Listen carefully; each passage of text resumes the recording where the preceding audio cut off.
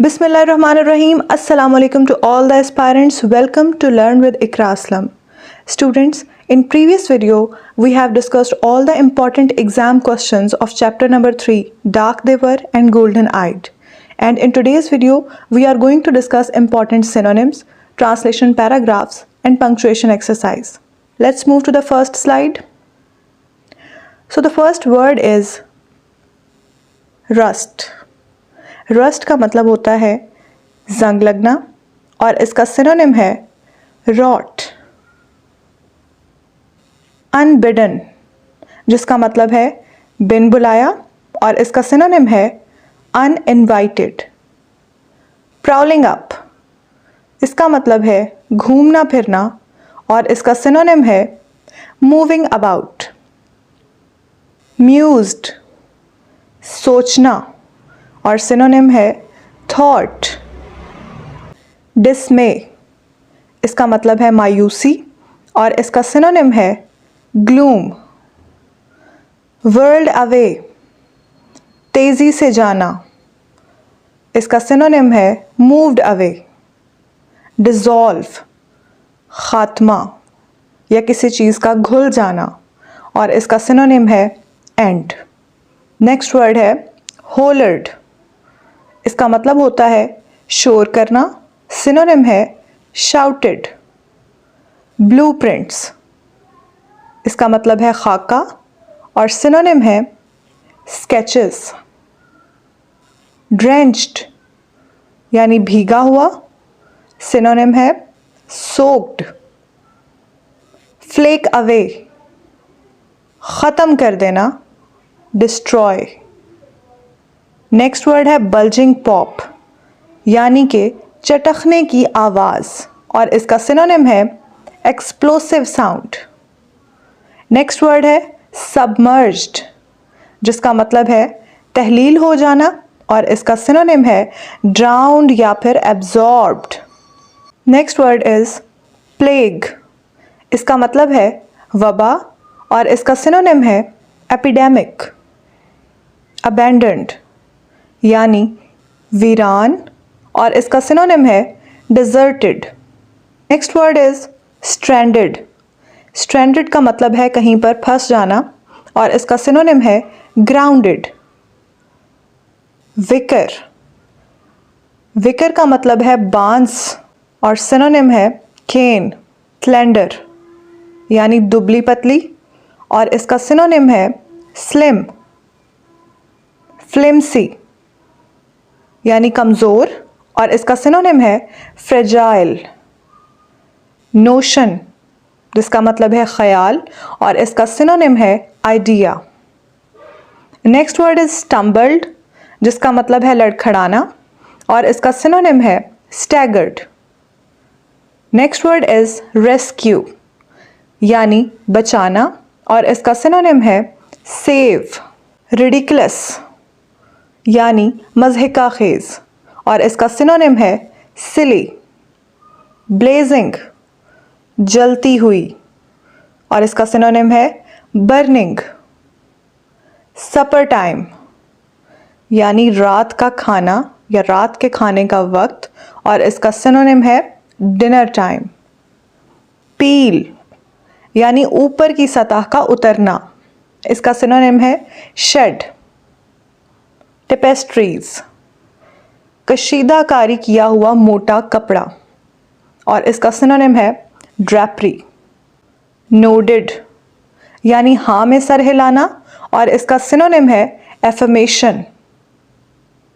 Settlement यानी बस्ती और इसका सिनोनिम है कॉलोनी। क्रशिंग का मतलब होता है जोरदार और इसका सिनोनिम है स्वेयर। वैक्यूम का मतलब होता है खाली जगह और इसका सिनोनिम है emptiness.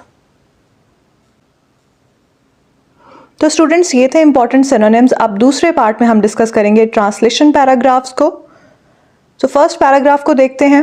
Rocket metal cooled in the मीडो winds यानी सब्जाजार की हवाओं में रॉकेट की धात यानी उसका जो मेटल था वो ठंडी हो गई थी।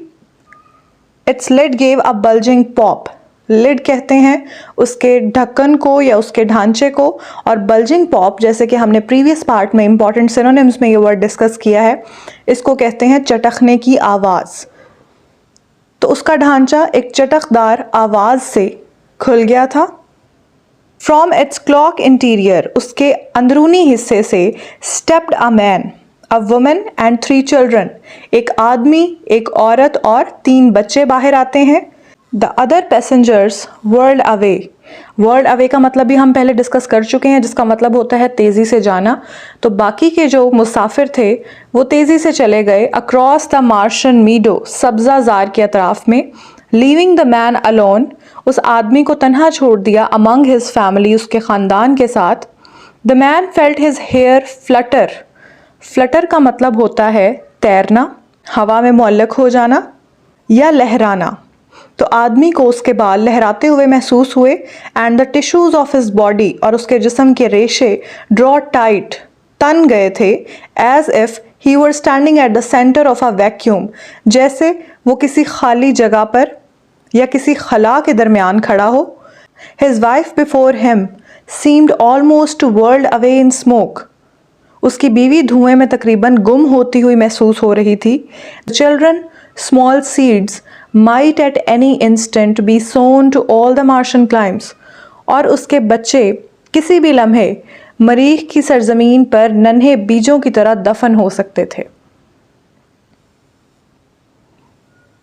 नेक्स्ट पैराग्राफ है, the wind blew as if to flake away their identities, हवा ऐसे चलने लगी गोया उनकी शनाख्त तक मिटा देगी। At any moment the Martian air might draw his soul from him, किसी भी लम्हे यूँ महसूस होता था कि मार्स की वो हवा उसके जिस्म से उसकी रूह को खींच लेगी। As marrow comes from a white bone, जैसे किसी सफ़ेद हड्डी में से उसका गोदा बाहर आ जाता है।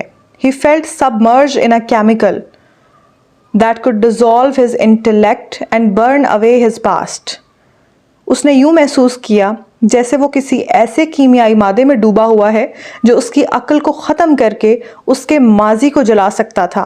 They looked at Martian hills that time had worn with a crushing pressure of years. उन्होंने मरीख की पहाड़ियों को देखा जिन्हें वक्त बरसों के कुचलते दबाव से खस्ता हाल कर चुका था।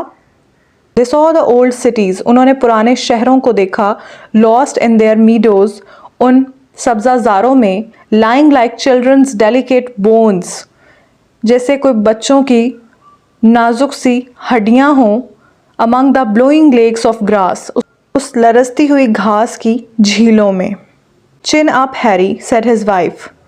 हैरी की बीवी ने कहा, हौसला करो, इट्स टू लेट, बहुत देर हो चुकी है।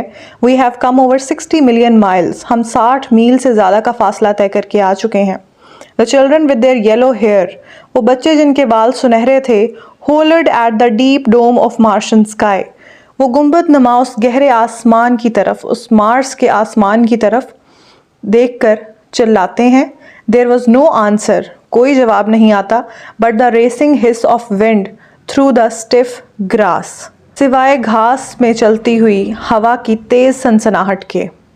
नेक्स्ट पैराग्राफ है, नॉनसेंस, अहमकाना बात। Mister Bittering looked out of their windows, mister Bittering ने खिड़कियों से बाहर देखा।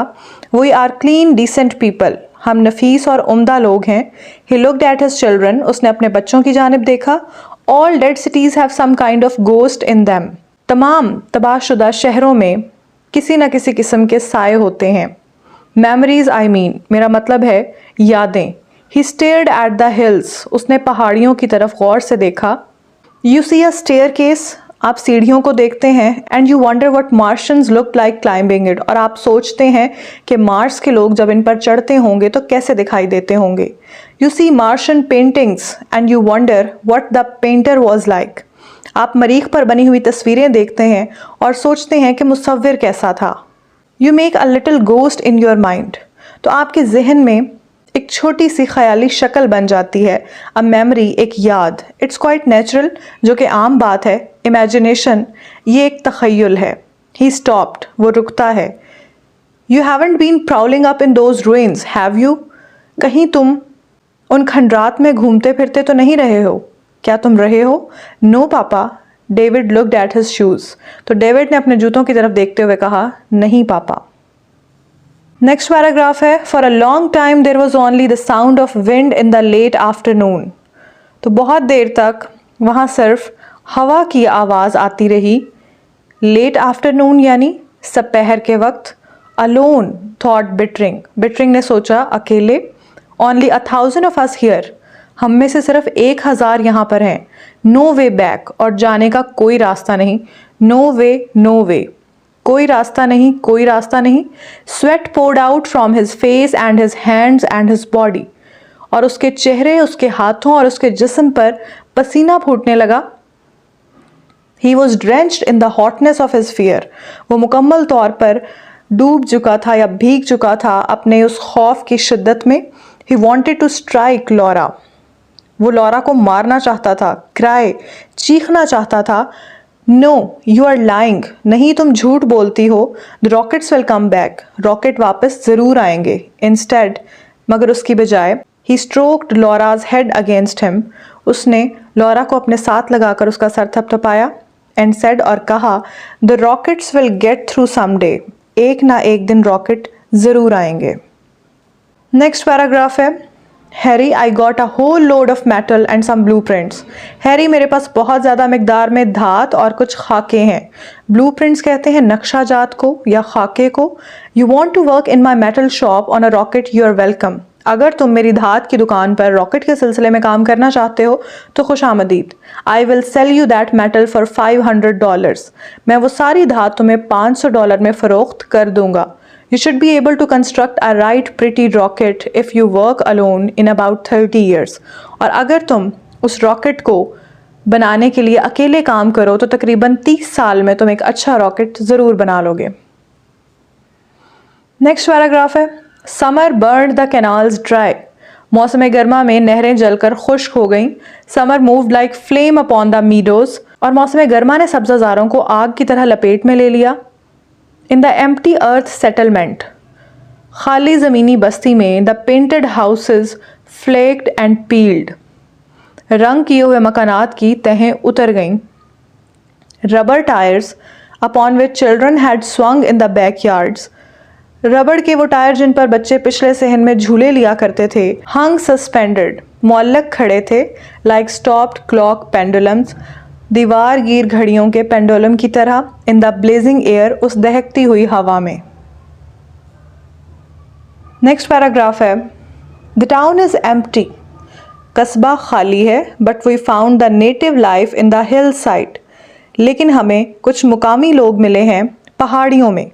डार्क पीपल, काले लोग, येलो आइज, पीली आंखें, मार्शंस यानी मरीख के लोग, वेरी फ्रेंडली, बहुत दोस्ताना मिजाज वाले।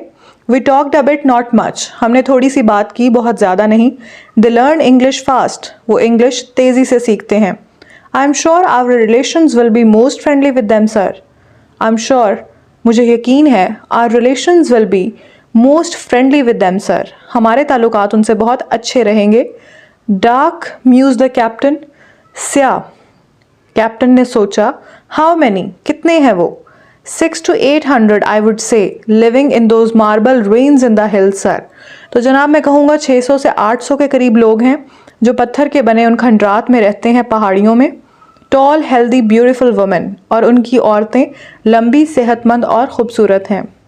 तो स्टूडेंट्स, ट्रांसलेशन पैराग्राफ्स के बाद अब बारी है पंक्चुएशन एक्सरसाइज की। तो इस तरह से लाइन आपको पेपर में आएगी जिसको आपने पंक्चुएट करना है।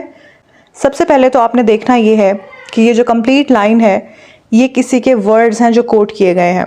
ये उस वक्त की बात है जब लेफ्टिनेंट ने आके कैप्टन को खबर दी थी ये पूरा कस्बा खाली है और वहाँ पर उनको चंद मार्शन लोग मिले हैं। तो ये कंप्लीट लाइन जो है ये इन्वर्टेड कॉमास में आएगी। तो यहाँ से स्टार्ट करते हैं। सबसे पहले इन्वर्टेड कॉमा पुट करने के बाद फर्स्ट लेटर कैपिटल होगा।